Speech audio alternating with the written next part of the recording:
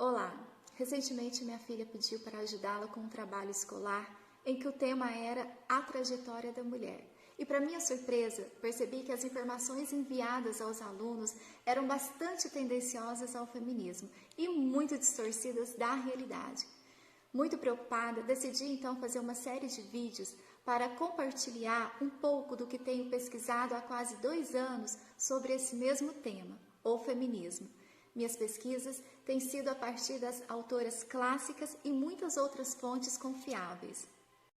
Para falarmos sobre as 4 ondas do feminismo, antes é necessário falarmos de um período chamado proto-feminismo. Proto, que significa algo que vem antes ou primeiro, referindo-se, portanto, às primeiras manifestações ao que foi oficialmente chamado de feminismo. O proto-feminismo do século XVIII, chamado também como século das luzes, ou o período do surgimento do iluminismo, também conhecido como período da razão, tinha como centralidade a contestação dos direitos civis, em especial aos relativos à repartição de propriedades, às disparidades contratuais de casamento, bem como às primeiras insinuações ao sufrágio universal, que é o direito ao voto, e também à participação política feminina. E no meio de todas essas pautas, tremulava a bandeira da educação igualitária. Olympe de Gouges e Mary Wollstonecraft são as principais personagens deste primeiro momento, e é Mary Wollstonecraft quem publica em 1792 a obra inaugural do movimento feminista, chamada A Reivindicação dos Direitos da Mulher. Teóricos do assunto tendem a colocá-la como divisor de águas entre feministas e proto-feministas. São 4 as frentes de atuação que merecem destaque a publicação desse documento fundador do movimento feminista.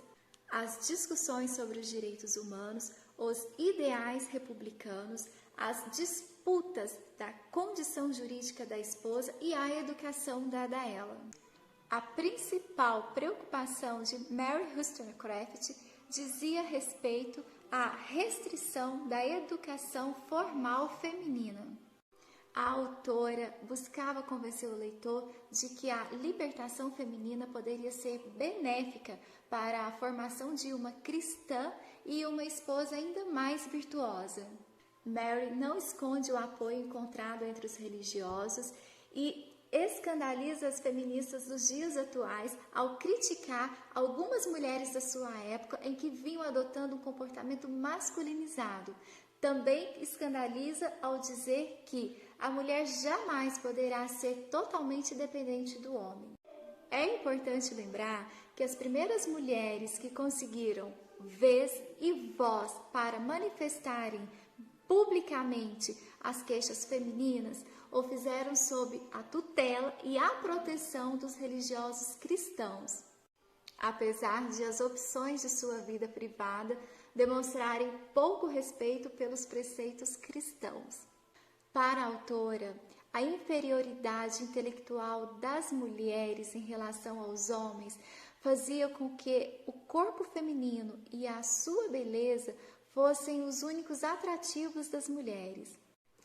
A queixa de Wollstonecraft, por incrível que pareça, era esta: a de que as mulheres sempre tiveram uma vida muito fácil em relação à vida que os homens levavam, e que das mulheres não se era exigido nada além de superficialidade e aparência. Mary afirmou que os homens e as mulheres de sua época eram incapazes de criar os próprios filhos, mas parecia esquecer-se de que o Estado era composto por esses mesmos homens. As esperanças impressas na primeira grande obra feminista, na verdade, não passaram de ilusão. As mulheres modestas, moralmente inteligentes e virtuosas que Wollstonecraft esperava que surgisse a partir da educação pública igualitária, na verdade, não deram as caras. Ao contrário, quanto mais se expandiu o acesso à instrução formal, mais as mulheres se tornavam libertinas, imorais, pouco virtuosas e abortistas.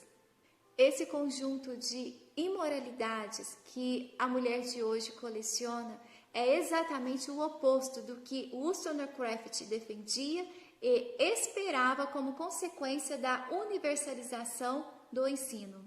Conclui-se, portanto, que já no século XVIII, os primórdios do plano de utilizar a educação pública como arma estatal contra a família já estava sendo montado.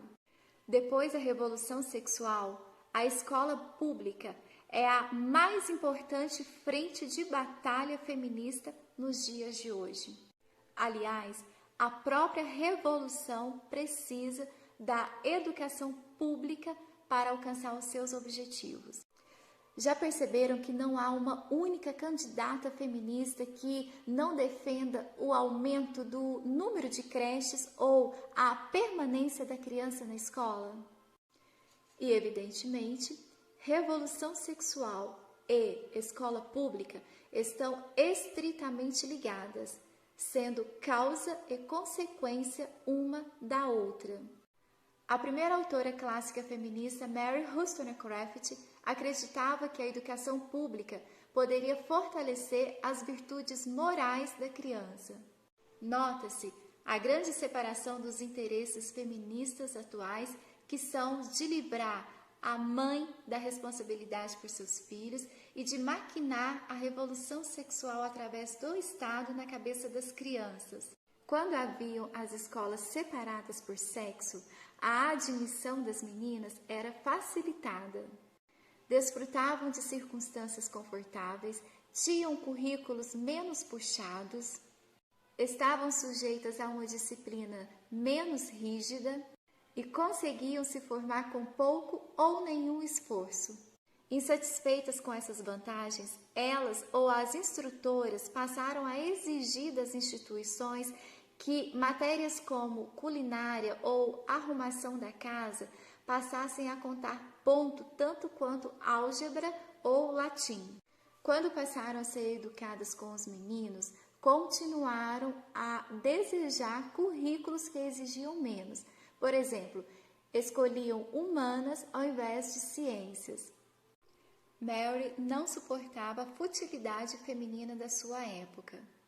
O que podemos notar é que depois de tantas revoluções sociais, tantos direitos conquistados e de tanto empareamento educacional e legal, as mulheres continuam investindo no que Mary chamava de perda de tempo.